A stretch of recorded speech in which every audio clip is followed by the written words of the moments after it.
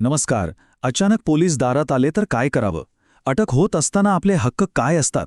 अशा वेळी मनात भीती येते, गोंधळ उडतो, साहजिकच आहे. पण घाबरायचं काहीच कारण नाही. आज आपण सर्वोच्च न्यायालयाच्या 2 अत्यंत महत्त्वाच्या निर्णयांच्या आधारे आपले हक्क अगदी सोप्या भाषेत समजून घेणार आहोत, जेणेकरून आपण स्वतःचं संरक्षण करू शकू. चला तर मग सुरुवात करूया. विचार करा, आपला रोजचा दिवस आहे, सगळं शांत आहे आणि अचानक दारावरची बेल वाजते. दार उघडल्यावर समोर पोलीस उभे आहेत. अशा वेळी मनात भीती आणि गोंधळ निर्माण होणं अगदी स्वाभाविक आहे. हे बघा, हे आहेत राजू, अगदी आपल्यासारखेच एक सामान्य नागरिक. त्यांचं आयुष्य अगदी नेहमीप्रमाणे सुरू होतं, पण आज त्यांच्या दारात पोलीस उभे आहेत. त्यांना का बोलावलं असेल? आपली काय चूक झालीये? अशा हजारो प्रश्नांनी त्यांच्या मनात नुसतं काहूर माजलंय. अशी वेळ खरं तर कोणावरही येऊ शकते आणि अशा वेळी घाबरून जाण्यापेक्षा आपल्या घटनात्मक हक्कांची माहिती असणं हेच आपलं सगळ्यात मोठं बळ ठरतं. तर मग जाणून घेऊया काय आहेत हे महत्त्वाचे अधिकार. सगळ्यात आधी एक गोष्ट अगदी पक्की लक्षात ठेवायची आहे. पोलिसांना केवळ संशयावरून कोणालाही अटक करता येत नाही. अटकेसाठी त्यांच्याकडे एक ठोस आणि कायदेशीर कारण असणं बंधनकारक आहे. याच मुद्द्यावर जोगिंदर कुमार प्रकरणात सर्वोच्च न्यायालयाने एक खूप महत्त्वाची गोष्ट स्पष्ट केली आहे.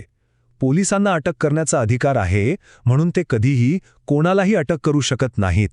ती अटक का गरजेची आहे हे त्यांना पटवून द्यावं लागतं. लक्षात ठेवा, अटक हा नेहमी शेवटचा पर्याय असतो, पहिली कारवाई नाही. तर सगळ्यात महत्त्वाचा मुद्दा हाच की केवळ कोणीतरी तक्रार केली किंवा पोलिसांना संशय आला म्हणून अटक करणं हे नियमांच्या विरुद्ध आहे.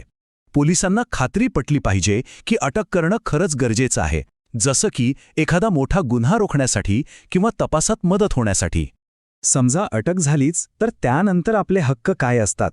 इथे डी.के. बासू खटल्यातील सर्वोच्च न्यायालयाचे नियम एका सुरक्षा कवचाप्रमाणे आपल्या मदतीला येतात. चला ते काय आहेत ते एक एक करून पाहूया. पहिली आणि सगळ्यात महत्त्वाची गोष्ट म्हणजे पारदर्शकता. जो अधिकारी अटक करतोय तो कोण आहे हे आपल्याला कळलंच पाहिजे. आणि दुसरी गोष्ट म्हणजे अटकेची प्रत्येक माहिती लेखी स्वरूपात नोंदवली गेली पाहिजे. याच कागदपत्राला अटक मेमो असं म्हणतात. हा अटक मेमो म्हणजे काही साधा कागद नाहीये. त्यावर अटकेची वेळ, तारीख आणि कमीत कमी एका साक्षीदाराची सही असणं अनिवार्य आहे. हा साक्षीदार कुटुंबातील सदस्य असू शकतो किंवा परिसरातील एखादी प्रतिष्ठित व्यक्ती असू शकते. आणि हो, या मेमोवर अटक केलेल्या व्यक्तीची सही सुद्धा घेतली जाते.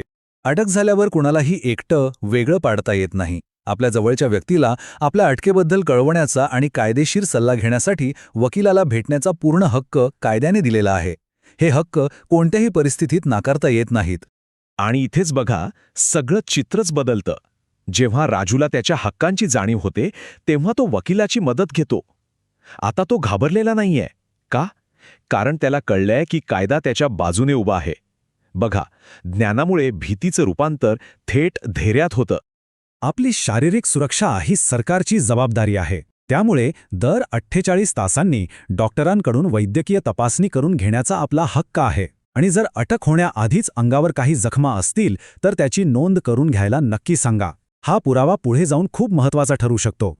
हे लक्षात ठेवायला हवं की ही वैद्यकीय तपासणी म्हणजे काहीतरी उपचार किंवा सोय नाहीये. ते पोलिसांचं बंधनकारक कर्तव्य आहे.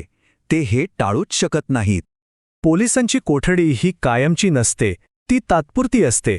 कोणत्याही व्यक्तीला 24 तासांपेक्षा जास्त काळ दंडाधिकाऱ्यांच्या परवानगीशिवाय डांबून ठेवता येत नाही. हे तत्त्व आपल्या स्वातंत्र्याच्या रक्षणासाठी बनवलंय. यामुळे होतं काय की संपूर्ण प्रक्रियेवर न्यायालयाचं एक नियंत्रण राहतं. आता एक महत्त्वाचा प्रश्न. समजा पोलिसांनी हे नियम पाळलेच नाहीत तर मग काय होतं? कायदा आपल्याला काय संरक्षण देतो? हे जे नियम आहेत ना, त्या काही साध्या सूचना नाहीत. हे सर्वोच्च न्यायालयाचे बंधनकारक आदेश आहेत.